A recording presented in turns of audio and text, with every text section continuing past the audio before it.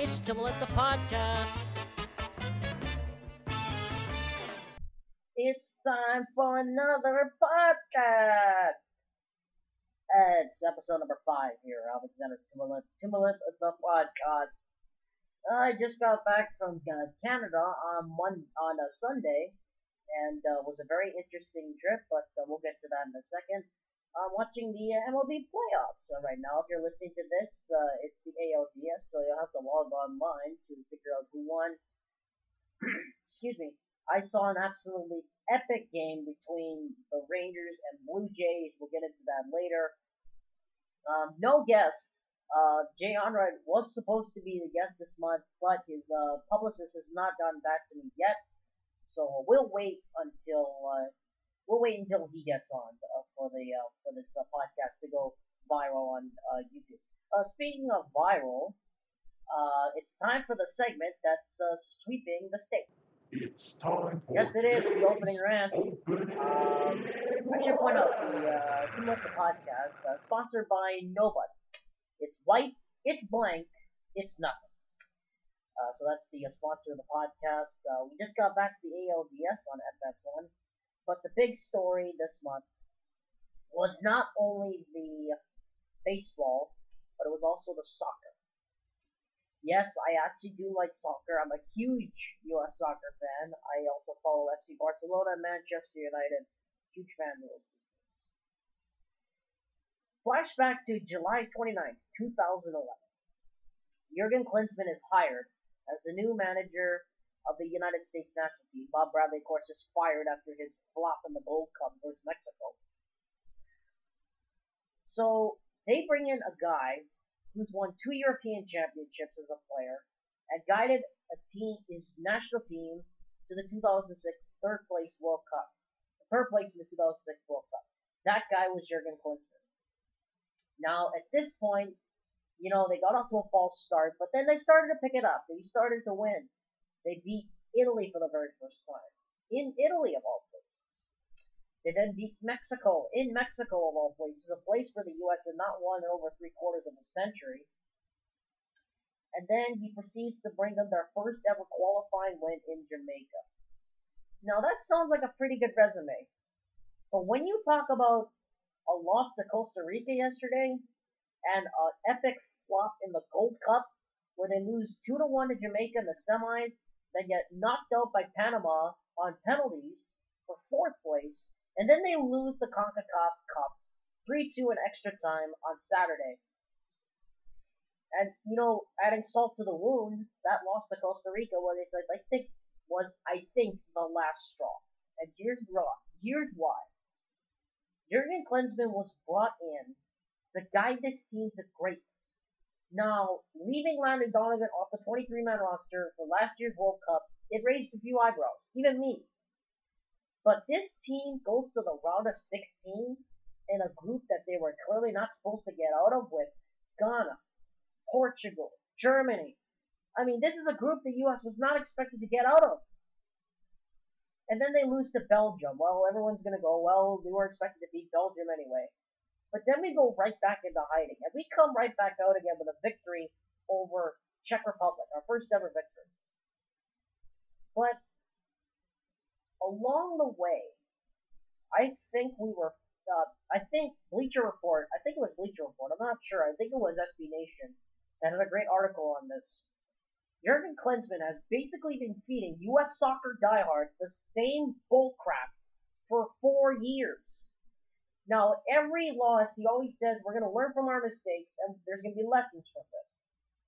What lessons are you trying to get from a team that just lost to a lower CONCACAF nation? Or what are you trying to teach them from being beat up 4-1 by a team like Brazil? Or you lose, or you draw 1-1 with Switzerland? What are the lessons that they're getting out of it? What? Are there any lessons? I mean, if there are any, why didn't you tell us? Now, when Bob Bradley was coaching, at least he took us to a promised point. No one expected us to get out of a group, get to the round of 16, and then eventually lose to Ghana. But Jurgen Klinsmann's been feeding us the same bullcrap for 4 years. And he's been using so many young players. Danny Williams, I mean, he's a great player, but no one knows who the heck he is. Bobby Wood, he's a local boy. He's from Hawaii, but nobody knows who he is. So what's the point of coming in and trying to take a team to win a World Cup? He's trying to make us win a World Cup, America. Lord for heaven forbid someone got injured. Oh wait, guess what? That's not the worst part. He's I think it was SB Nation. You had a great article on this. His use of quote unquote Hispanic or Latino players. In the 4 years he's managed the US, there hasn't been a single mention of a Hispanic or Latino player. And it's all seemingly been German players. Danny Williams, Fabian Johnson. Who else is there? Jermaine Jones. Those three are leading great careers right now, but there has been absolutely no mention of Latino players. And no, Bobby Wood does not count. Bobby Wood is a Hawaiian. I think, well, I don't want to get it wrong. I'll cut that out anyway. It's okay. The point is, Jurgen Klinsmann needs to go. I was waking up this morning and I hoped to find something on Twitter that said Jurgen Klinsmann has been released or relieved of his duties as U.S. manager. Looking on Twitter this morning, well, actually I'm looking on it right now to see if there was something, because it really looked like they're not doing anything about it. I mean, that's the thing. They don't do anything about it.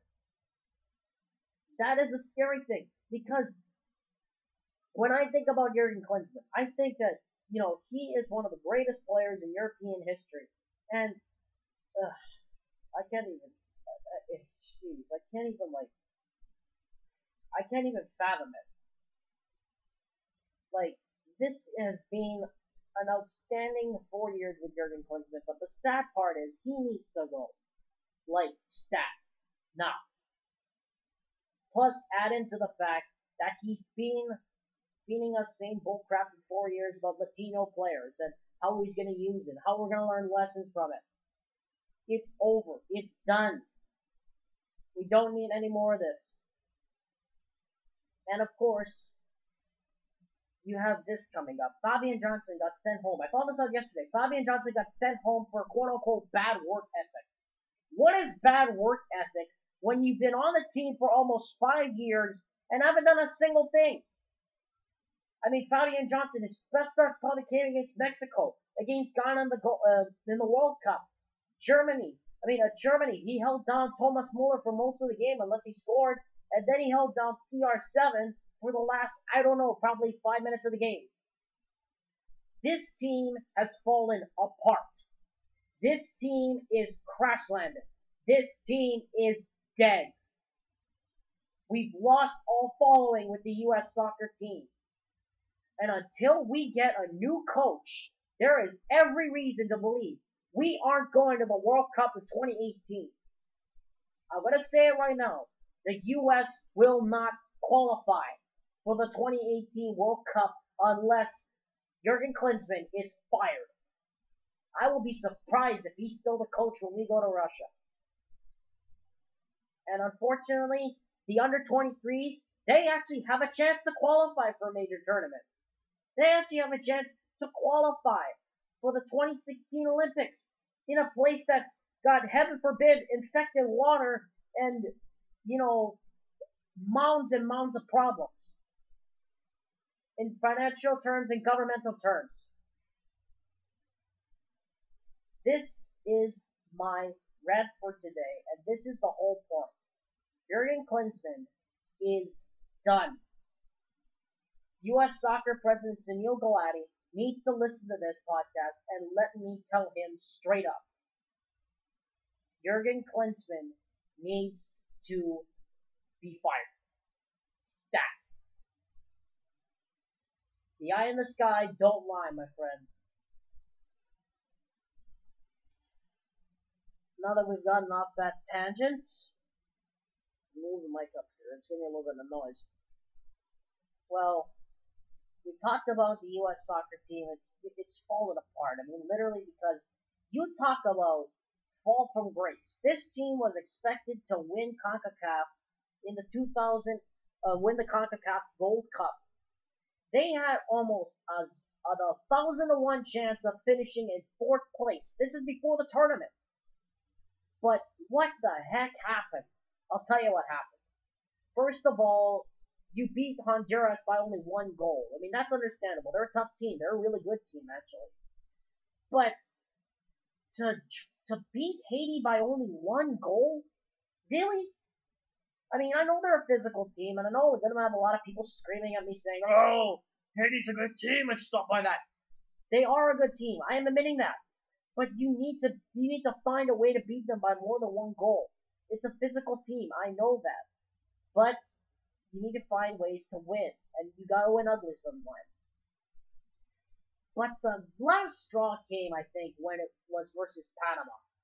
Panama, really, should we have drawn with them? Probably not. Should we have beaten them? Probably yeah. But you have to remember, this is the team that gave us our first ever loss in the Gold Cup group stage ever. It's done. It's over with. You can't change it. But then, after the 6-0 destruction of Cuba, I mean, that was expected, but I didn't expect Dempsey was going to get a hat trick. That was a big surprise. Are we really serious about letting Jurgen Klinsmann coach after a 2-1 loss to Jamaica where we fell behind 2-0? Really? I mean, listen to this. We fall behind 2-0 to Jamaica, thanks in part to a controversial call and, not only that, a bad goal. I think that was the virtual last straw at that point to have Jurgen Klinsmann as coach. To me, that was the last straw. I was expecting them to bounce back in the third place game, but in the third place game, they lose on penalties to Panama. But like, are you serious? You lose on penalties to Panama. I mean, that point was the last straw. I mean, I was frustrated at that point, and I know a lot of people on the bandwagon were frustrated as well. I mean, if that bandwagon load wasn't already light, it's gotten even lighter at that point. And then after that game, the firestorm just went on and on and on, and then everyone started to fill up the Mexico-U.S. game as like the biggest game in Confederation history, and then it was a big flop. Excuse me. It was just a frustrating 2 months for U.S. soccer. Complete fall from grace. Speaking of football, let's turn now to not European football, but Canadian football. And speaking of Canada, I went to Canada this week, and it was very interesting. The first flight to get there was from Honolulu to San Francisco, and then from San Francisco we went to Calgary. Now, I've been to a lot of places, but I had never seen such a place that was windy and cold as Calgary. I mean, it was warm. I mean, it was in the 20s. But 20 degrees Celsius talking about for those of you not in the metric system. But the one good thing about it was I got to see a Canadian football game. And then I got to spend some time with my family, and it was a wonderful time. But the best highlight of it all was, I think, the Canadian football game, because I had never been to a CFL game before, and I am a diehard BC Lions fan. I love the BC Lions. So if you hear me, be biased a bit, that's okay, because that's the BC Lions in me coming out. But it was a punter's battle, and I was listening to them on the radio on 770 AM. CHQR, Calgary's Moose Talk. And they were saying it. I mean, it was going to be a dogfight the whole night, and it ended up going right down to the wire. I was surprised. Goldie by Mitchell, got a feel for the kid, though. Threw an interception on his last pass of the game. I mean, that was terrible. I mean, terrible for him, because, he had that team rolling. But I think they got it right. They were a very slow starting team. The Stamps are a very slow starting team. And, that might cost them down the road. They're already in the playoffs, as well as the Edmonton Eskimos, their opponent on Saturday. So speaking of playoffs, the CFL playoffs are going to be coming up very, very, very soon. This regular season is going to end on November 7th. 20 weeks. Excuse me, that was a very abrupt microphone movement there. I apologize. For those of you who still have your hearing, here's how the situation works right now. 3 teams from each division get into the playoffs, but there is a rule called the crossover. If a 4th place team has more points, not tied in points, has more points than the 3rd place team in the other division, that team gets the playoff spot. So let's put it this way. This is how it worked last year. BC had 18 points, and they were in 4th place. Montreal Alouettes had 16 points in the Eastern Division last year.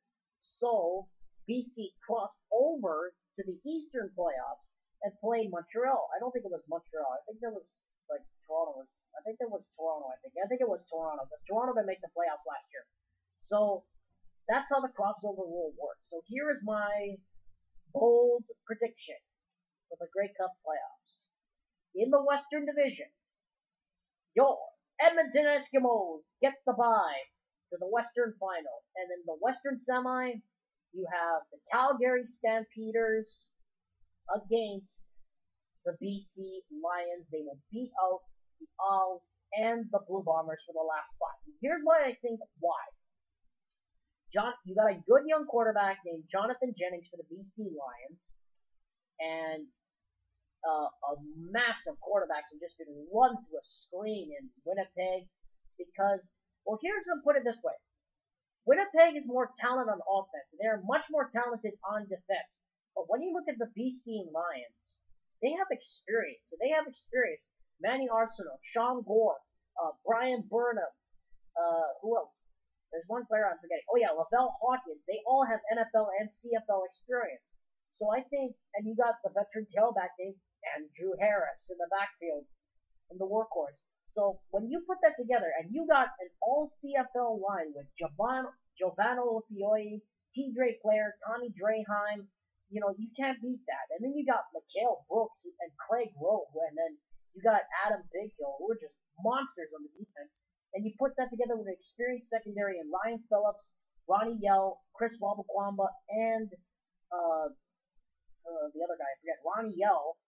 I don't know if I mentioned him already. I think I did.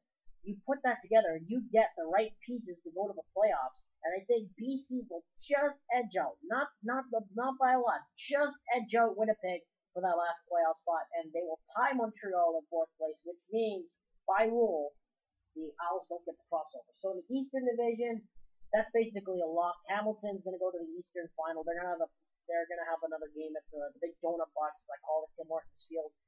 No derision in any way, by the way. I love that nickname. Someone's called it the donut box on TSN, I think. I think it was Rob Black. And then you have Toronto versus Ottawa. That's going to be a great game. We already had some great games with Toronto and Ottawa. And if you listen to this soundbite, I don't think we have it. Do we have it? I don't think we do. No, we don't. Okay, so I don't think I'll be able to get the soundbite, but if you go back and watch the Chad Owens catch from the game in Ottawa, the Tuesday night game, holy man, that was some catch. I mean, that was just like his days in Hawaii where he used to snag it over his head. If you watch the post-game interview, he said he conveyed that to Odell Beckham Jr. I mean, that's like a great play, reaching back over. Oh, that just gets chicken skin just thinking about it. And then in the Western Final, you'll have Edmonton versus Calgary, and of course Calgary, I think, gets their revenge. Toronto beats Ottawa, and then it'll be Toronto versus Hamilton in the Eastern Final. And then this is my dark horse pick. I love saying this. I think it's going to be the Toronto Argonauts versus the Calgary Stampeders, a rematch of the 103rd Grey Cup Championship game, live from the Peg. And I think in the Peg, it's going to be cold, it's going to be wintry wet, and this is my prediction. Calgary, 36. Toronto, 37. Toronto wins on a last-second field goal from Swayze Waters, and they steal it away from the Calgary Stampeders, and they take home the 103rd Grey Cup, and what a great feeling that would be for Trevor Harris. What a guy. That kid can play. 30 years old? Doesn't care. And, of course, MOP, have to give it to Henry Burris, the old man at 40 years old. I mean, that guy can play. I mean, he can play till he's 50 if he has to. He can play in a rocking chair if he has to. Because he is probably one of the most iconic players in the CFL. I'm very disappointed he wasn't playing in that game against Calgary. And by the way, the CFL deadline was today. Speaking of Calgary, check out this pickup. Jerome Messam, the national from Toronto, Ontario, has traveled around basically with the entire CFL. Started with the BC Lions. He's now with the Calgary Stampeders, and I think that's going to fit it perfectly. Here's the reasoning why. Because you have John Cornish in the backfield. You know, he's a perennial 1,000-yard rusher from the University of Kansas. And then you'll have Jerome Messam, another 1,000-yard rusher. That's a dynamic backfield you got there. Cornish, if he goes down, Jerome Messam, he can step in. But the big problem will be though is both of them can stay healthy because they've both been injured this year. They both missed time. So I think the real key in the future for Calgary on the acquisition of Jerome Messam is if they can keep him and Cornish long enough healthy for them to make a run to the playoffs. That's how I see it. And let's go through our events one more time. So here's what we talked about so far. Jurgen Klinsmann needs to be fired. U.S. soccer's fall from grace, and Canadian football.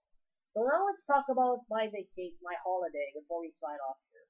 My holiday was good because I finally got to spend a week away from, everyone complaining at school about assignments.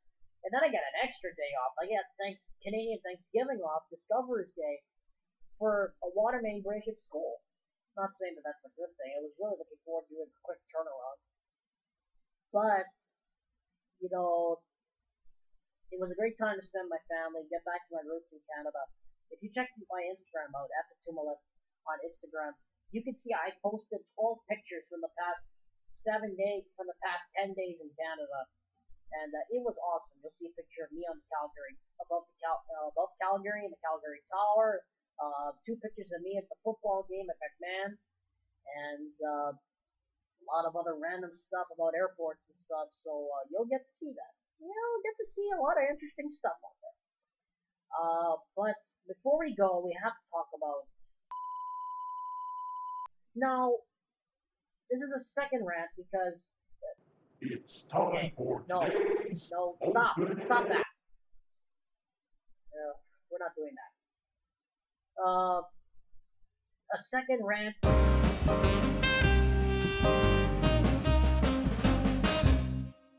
It was a great time. It was a very quick podcast as always, and let's talk about one more thing before we sign off. This has jumped all over the place, but I want to talk about one more thing. The ALDS between the Rangers and the Blue Jays. Now, I have not seen a more crazy 7th, 8th, and 9th innings than I have ever seen in my entire life. Here's the situation. The Rangers score on a controversial call when Russell Martin throws the ball off the bat of Shin-Soo Choo, who doesn't realize what's going on, by the way. And then it's decided that it's a base hit. It's a correct call. Now, you can jump on MLB.com or YouTube and watch the clip back. Leave a comment in the section below on what you think of the call. I'll give you a link. I'll give you all a link to the clip of the controversial call. But then I think this was epic. 1-1 for Tyson. Batista with a drive. Deep left field. No doubt about it.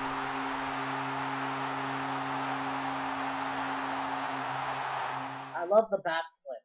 I mean, that's like the best thing ever. That's the best thing ever that Jose Bautista, excuse me, did the bat flip near the end. I mean, that was just awesome. I will never forget that. And the celebration when it ended, oh man, I got chicken skin. It was epic. Back to Venable.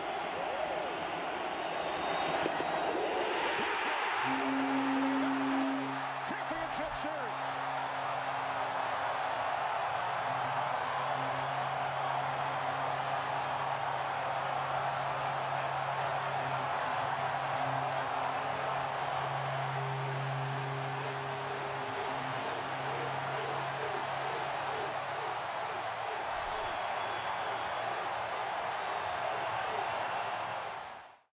Congratulations to the Blue Jays. Whoever wins this ALDS series and goes to the to the ALCS versus the Blue Jays, well, they're going to have a very worthy opponent. Thanks, everyone. It was a great time. I'm going to try to lock down a very special friend of mine for next month's pod on American Thanksgiving. If you need a list of events, coming up on Saturday is the home stretch of the Canadian Football League season. The ALCS continues on FS1. The NLCS begins on TDS. And remember to catch the World Series starting sometime soon on Fox. Thanks, everyone, for joining us. It's been a very fun time. Hopefully we'll have Jay on right on sometime soon. I'm sorry I couldn't get him on this one. Righty, still waiting for that email from your publicist. No rush, because I know you're very busy with your book coming out and everything. So hopefully we'll see you sometime soon. Hopefully, if he doesn't come on next month, I'll lock down a very special friend of mine for the pod. Thanks, everyone. It was a great time. It went a little bit longer than usual, but we'll see you next month. This is Tumalip, the podcast. Signing off.